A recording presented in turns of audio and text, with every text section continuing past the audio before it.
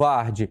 Deputado Eunício, e aí, além, né, dessa mobilização aí popular que Glauber destaca, tivemos essa denúncia de membros da oposição de que o governo Lula, aí, por meio da Secretaria Especial, teria tentado comprar votos por meio de emendas, né? Até um correligionário seu do MDB ficou revoltado, né? Mandou a oposição, o PL, provar que houve esse tipo de pedido, esse tipo de comunicação. O senhor recebeu algum tipo de pedido do governo nessa votação ou é apenas uma ilação por parte da oposição?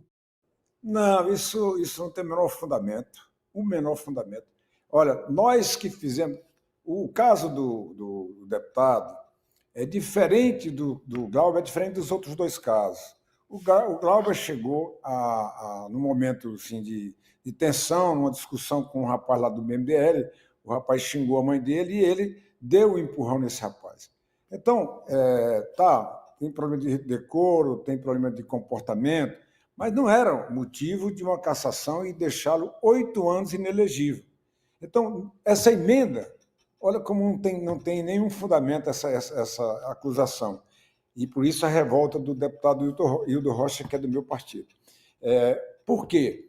Porque foram os próprios petistas, os próprios deputados e deputadas de esquerda que propuseram uma emenda para fazer uma penalização menor ao deputado Glauber. O governo não tinha o menor interesse, até porque todos os membros do PT estavam apoiando essa medida de suspensão do deputado Glauber Rocha, que era uma medida punitiva, mas não avassaladora em relação ao seu mandato e a 8 anos de inelegibilidade.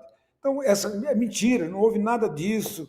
Eu mesmo votei para que o deputado Glauber fosse suspenso por 6 meses.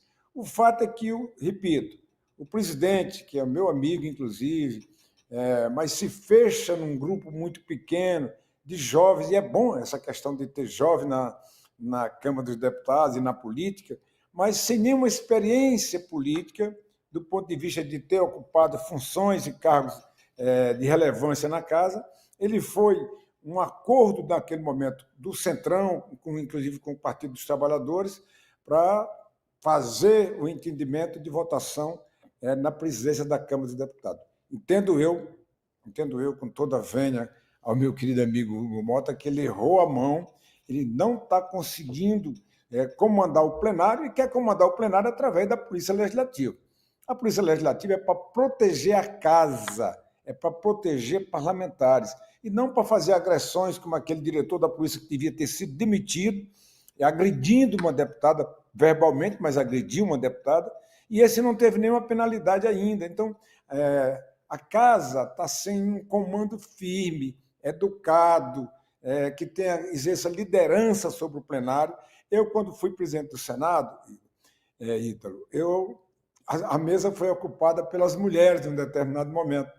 Eu tive a paciência de aguardar 4 horas, 5 horas, suspender a sessão, depois fazer o entendimento com todas elas e continuar a sessão. Não dá para você, num momento de tensão como esse, você botar a Polícia Legislativa, porque é natural da emoção política, né, do sentimento, do desejo de se apresentar para a sociedade em determinado momento, com determinado discurso, mas não dá para você permitir que a polícia... Ontem eu disse o seguinte, fui lá na mesa, botei a mão na boca para não fazer leitura labial e disse para ele: Hugo, pelo amor de Deus, aqui dentro tem mais policial do que deputado. Então, naturalmente, um desses policiais aqui vai se exaltar. Então, pelo amor de Deus, não faça isso. Procure acalmar a casa, não fique no celular ali o tempo todo, não faça ironia como presidente da casa. Ou seja, eu não fui ali dar carão nele, como a gente diz no Ceará. Eu fui ali pela experiência que tenho e conversar um pouco com ele, porque o tumulto estava generalizado dentro da casa e todas as votações com tumulto. Então, ele tem que segurar a firmeza da cadeira, sentar naquela firmeza que é a cadeira e procurar fazer o entendimento com a casa, chamar os líderes, chamar os exaltados e não fazer o confronto público na presença da sociedade brasileira, que isso não acrescenta absolutamente nada né, a Câmara dos Deputados. Foi um episódio lamentável, foram episódios lamentáveis, e eu espero que no dia de hoje não tenhamos novamente com a questão das cassações dos outros parlamentares, né? O Eduardo já devia ter sido afastado pelo tempo de ausência, a deputada Zambelli, condenada 2 vezes do Supremo, presa na Itália, não deve permanecer como deputada, não devia, né, ter permanecido, tanto que na Comissão de Constituição e Justiça que eu faço parte, a votação foi quase unânime para a saída dela.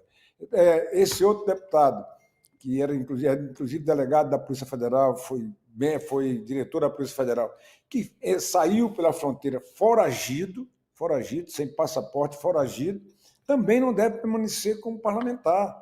Lamentavelmente, eles foram eleitos pela sociedade, mas vamos dizer assim, retiraram os votos que receberam da população quando eles tiveram esse tipo de comportamento. Então, o Eduardo estava lá nos Estados Unidos, tramando contra o seu próprio país com a isenção de um mandato, a imunidade de um mandato parlamentar. Esse outro que já foi salvo uma vez pela Câmara, foge agora. Então, isso tem que ser sumário, não tem que fazer discussão em plenário, não tem que ficar até 3, 4 horas da manhã fazer uma discussão que não constrói, apenas atrita mais ainda a casa e desmoraliza a casa para a população brasileira, que no momento de confraternização queria muito mais alegria, muito mais trabalho, muito mais prestação de conta daquilo que nós estamos fazendo e que fomos eleitos para fazer, do que esses tumultos que estão aparecendo no plenário da Câmara para os brasileiros assistirem. É isso, né, deputado Eunício destacou. Fim de ano é momento de pauta panetone e não de pauta explosiva, como a gente acompanhou, mas as pautas explosivas continuarão aí em votação. Tem a cassação, processo de cassação de Eduardo Bolsonaro, do deputado Ramagem, tudo você acompanha aqui no nosso Povo News. E outro ponto também, né, não adianta querer governar, impor o poder por meio da força, né? A história mostra que quem tenta agir assim, por meio do uso de forças policiais, da violência, acaba caindo, né? Acaba perdendo todo o seu poder e influência. E também observei, deputado, o presidente Hugo Mota fica muito tempo no celular, toda hora mandando mensagem, mexendo, parece que não está ali concentrado, né, no objetivo principal, que é o de comandar os trabalhos, além dessas ironias, risadinhas também que não fazem parte, né, do perfil que a gente espera para um presidente de um poder tão importante. Deputado Eunício, agradeço demais a sua participação aqui com a gente. Já aproveito para desejar Feliz Ano Novo também, Feliz Natal e convidar já para a gente conversar no ano que vem, porque tem eleição. Sei que o senhor deve tentar disputar o Senado, ou seja, muito assunto para a gente conversar. Forte abraço. Um forte abraço e muito obrigado a você, né, pela oportunidade de falar com tantas pessoas que estão lhe assistindo nesse momento e dizer exatamente isso, que esse ano que se aproxima já é um ano eleitoral. Nós temos que ter muito cuidado com o comportamento em todo o mandato eletivo, porque nós vamos ser julgados novamente pela população. E eu espero, sinceramente, que a população faça a escolha correta, compare aqueles que trabalham com aqueles que falam, aqueles que entregam e aqueles que prometem. Então vai ser um ano assim muito, vamos dizer assim, analisticamente, nós vamos ter um ano muito forte de tensões e de avaliações feitas pela população. Grande abraço a você, um bom Natal para todos, um feliz Ano Novo, que o Brasil entre no momento mais crescente da sua história, do ponto de vista da economia e da paz social. É isso que a gente espera. Forte abraço, deputado Eunício Oliveira, do MDB.